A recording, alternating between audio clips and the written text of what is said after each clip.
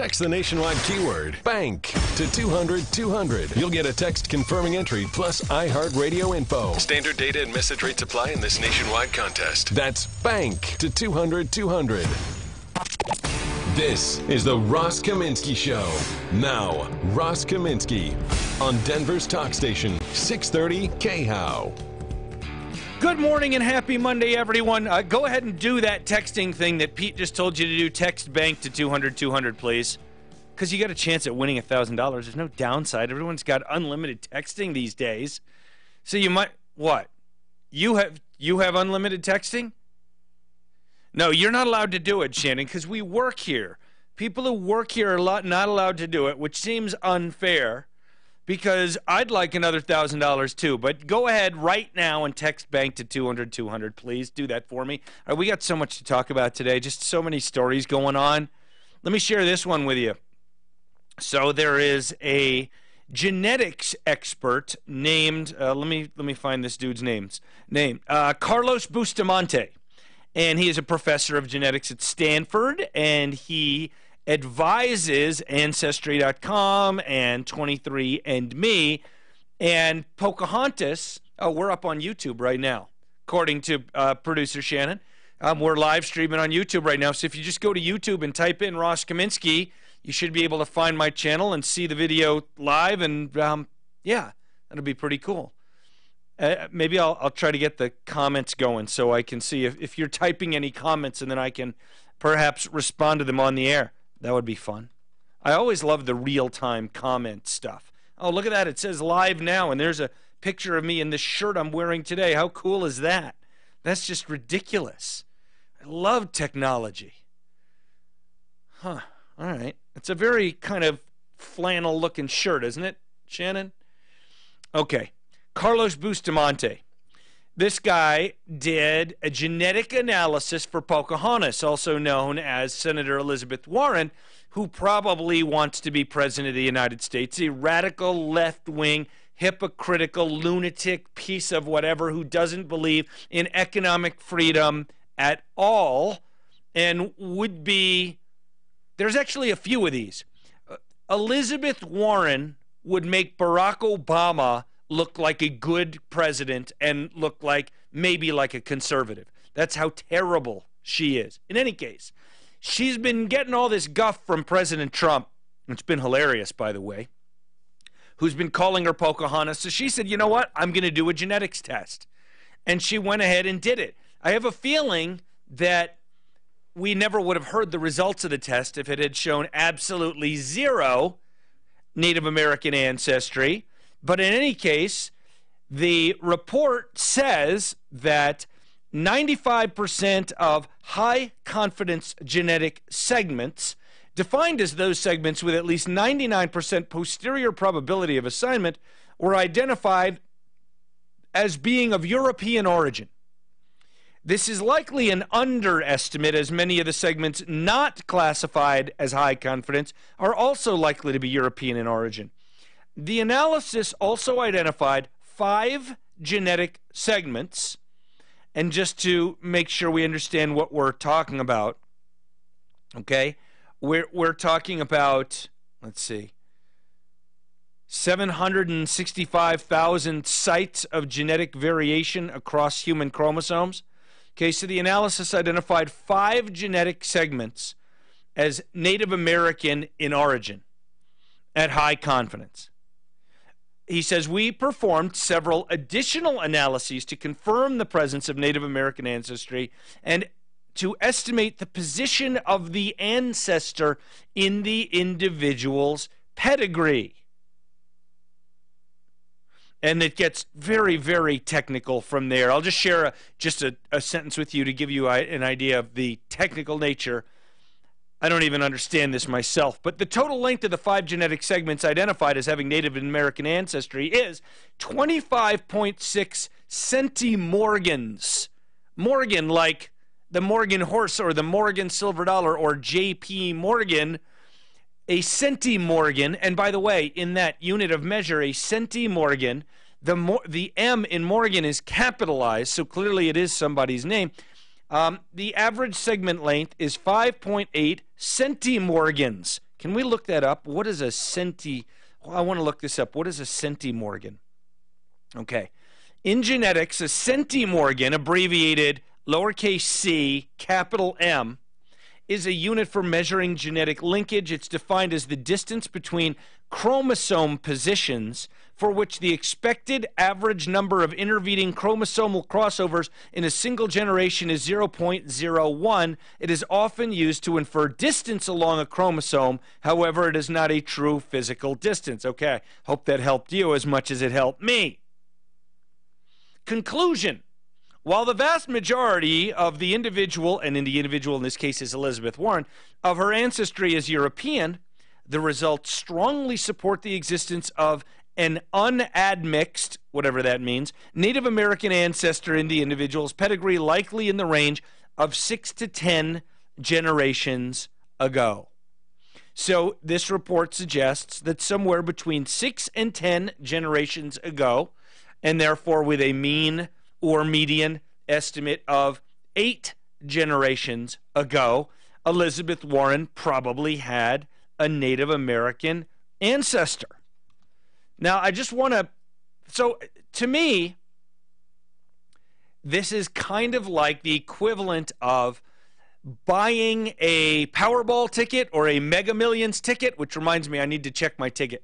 I know I didn't win the big prize because the next day the prize went up, but maybe I won a couple bucks. But anyway, for Elizabeth Warren, this is the equivalent of buying a Mega Millions ticket and getting just enough numbers to win back the $2 that you spent on the ticket, right? Or buying $20 worth of tickets and getting enough on one line to get $2 back, but you still lose $18, right? To me, that's what this is for Elizabeth Warren, because think about this for a second. 8 generations ago, one ancestor 8 generations ago. So think about what that means in terms of the percentage of her heritage that's Native American. So let's do a little math together. If it were 1 generation ago, meaning her parents, and if one of her parents was Native American, fully Native American, she'd be 50%, right? So she'd be 1 out of 2. So let's go back 8 generations. So what you have to do is you have to multiply 1 out of 2 by itself. So it's 1 out of 2 to the 8th power. So 1 out of 2, 4, 8, 16, 32, 64, 128, 256. So if it's 8 generations ago, she'd be 1/256th, just under 4%, 3-point-something% Native American. 9 generations would be 1 out of 512. 10 generations would be 1 out of 1,024. Anyway, I guess it kind of lets her say she has Native American ancestry, although there's no Native American tribe that would allow someone to register as a member, as far as I know. Maybe there's something somewhere, but not the big tribes, with 3-point-something% claimed Native American ancestry. Anyway, I will bet any amount of money that President Trump will continue to call her Pocahontas and continue to make fun of her, and maybe even more in a way, right? The fact that she's jumping up and down championing, oh, look, I'm really Native American.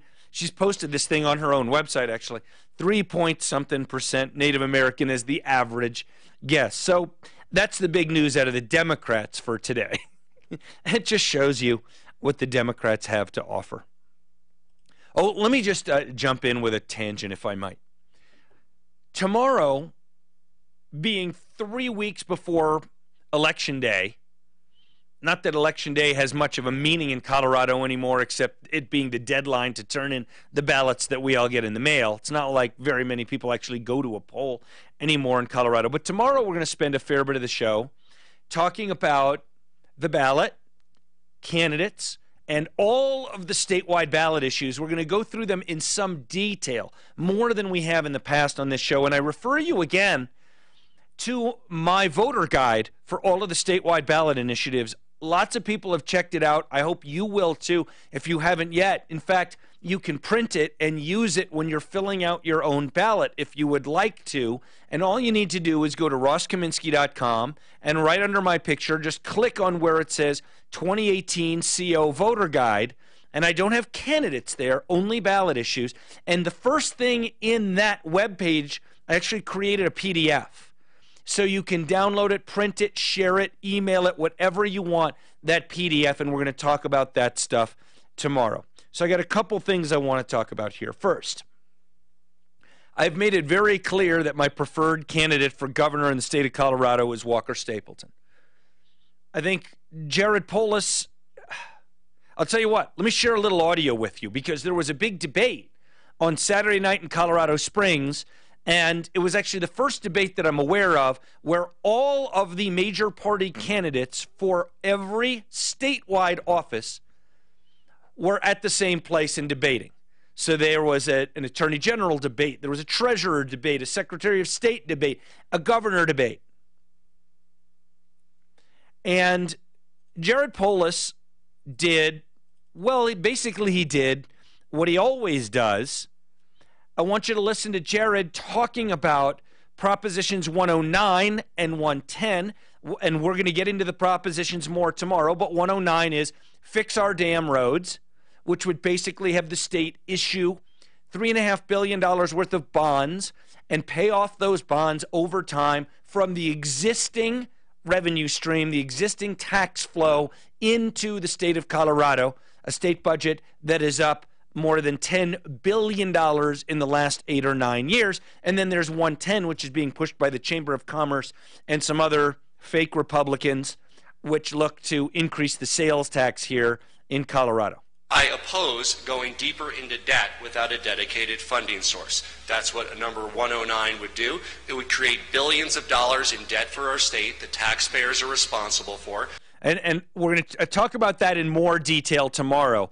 I just want to let you know that part of what he said is sort of right, but is actually, Polis talks about that as if it's a bug of part of 109, as if it's a flaw of 109. It's actually a feature. It's a positive of 109 in that it would make our state government actually use the money they're getting from our tax dollars for what they should be using it for, rather than buying votes with Medicaid expansion and expanding teacher bureaucracies and stuff like that. Taking money out of our schools and driving up healthcare costs, especially in tough budgetary times. No. I think that if you're going to fund something, you have to figure out how to pay for it up front.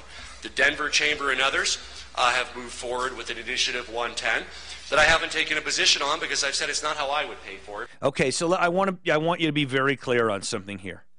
Jared Polis is a big spending liberal who really is in favor of pretty much every tax hike you can think of, with the possible exception of capital gains taxes, because he made all his money through capital gains.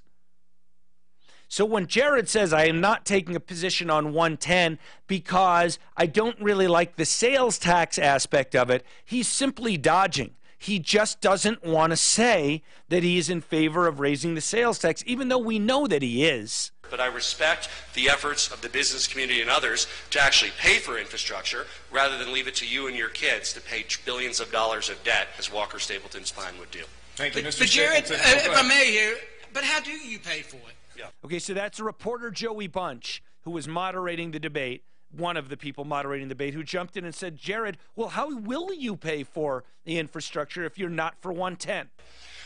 So as a dedicated funding source, I'm open to building a consensus between the business community, Republicans and Democrats. If you are going to use the sales tax mechanism, I'd like to see a way where we can have some pre-refunding and make sure it doesn't hurt.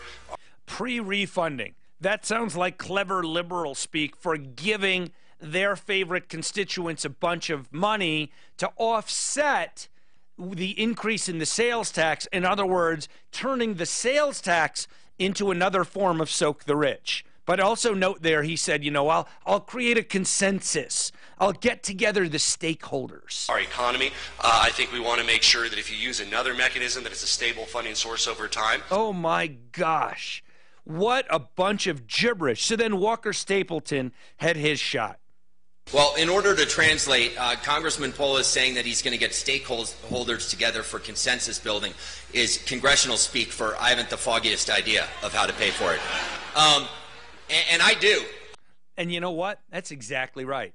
Jared Polis is just one big expensive idea after another, with absolutely not a word about how he's going to pay for any of it. And I don't care whether whatever you think of Donald Trump. Donald Trump is not on the ballot in Colorado.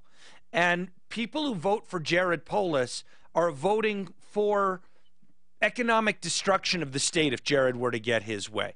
I mentioned to you as we were going to break that the Denver Post did something remarkable.